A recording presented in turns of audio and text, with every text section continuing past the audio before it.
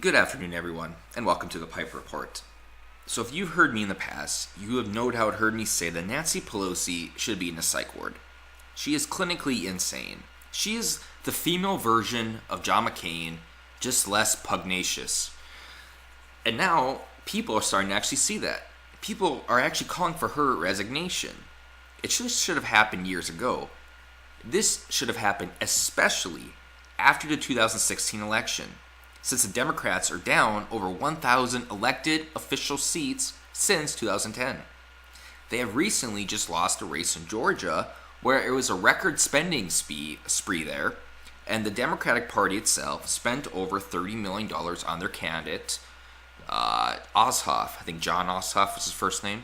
And he still lost. She is a failure. Now, she's the one in the past that said, in order to read Obamacare, you have to pass it.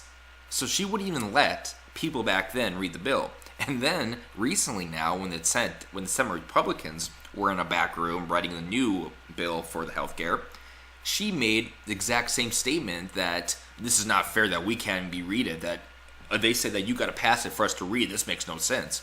She totally contradicted her own philosophy and her own belief. She literally is the biggest idiot in Congress. And there are quite a few of them out there. I mean, there's Pelosi, there's Dianne Feinstein, there's Kamala Harris, there's John McCain, there's Lindsey Graham, there's Chuck Schumer. It's a joke. And I recently did a video, too, on a new poll came out that suggested that 60% of registered Democrats are looking toward a third-party candidate for 2020. 74% of people are doing the same if you do not count those that are registered as Democrats. So there is a clear call for an outside candidate. And if the Democratic Party wants to actually get back into the forefront, wants to be taken seriously anymore, they have to get rid of trash like Nancy Pelosi. I still think, though, if she does resign, that she should go forward to the psych ward. I think it'll be best for everybody, especially her and her family. Now, there's a video of her where she calls herself a master legislator. I don't know where she gets that, but let's go over the article first. Amid growing Democratic calls for her resignation, House Minority Leader Pelosi is so concerned about her job that her aides have reportedly resorted to sending allies a list of suggested tweets that praise the California Democrat. Yes, I suck at my job so much, people want me to resign, so it's up to my people that work for me, my colleagues and my underlings, to give my other colleagues some type of, I guess you could say, moral reinforcement of my abilities. Help them help me. Because you know I'm a good person. I'm a master legislator. She's such a fool. Maggie Haberman of the New York Times reported on Thursday that Pelosi's aides are sending allies suggested supportive tweets on social media. Haberman concluded a screenshot of examples in her tweet reporting the news, including 23 million are about to lose their health care. Why are we blasting our most effective fighter? There's so much at stake. The healthcare millions is on the line, and some want to target the most effective legislator in modern history? Okay, let's dissect that a little bit. 23 million are about to lose their healthcare. What happened after Obamacare? Yes, millions of people did get healthcare that did not have healthcare initially. However, since the premiums and deductibles went up so high, millions of those people are not able to even use their healthcare. For example, me recently, I had to apply for Obamacare. I have a $7,500 deductible, meaning if I injure myself and I have to go to the ER, I have to pay the first $7,500. Only after those payments are paid, I can receive subsequent payments on my health coverage. So essentially, if my appendix bursts or if I get kidney failure all of a sudden, I'm screwed. I have to wait to go see an actual doctor. I cannot go to the ER. And even if I go to an actual doctor, they will send me to a specialist, and I'm still going to have to pay the freaking $7,500. And this isn't just me.